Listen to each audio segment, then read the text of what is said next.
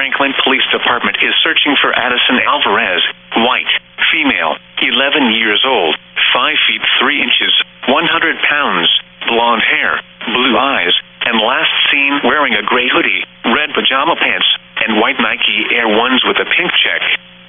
Police are looking for Melissa Renee Salazar, white, female, 35 years old, 5 feet 3 inches, 100 pounds, brown hair, brown eyes, in connection with her abduction.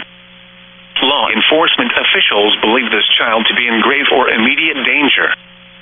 If you have any information regarding this abduction, call the Franklin Police Department. News media point of contact is Franklin Police at 97982-83444. End of message.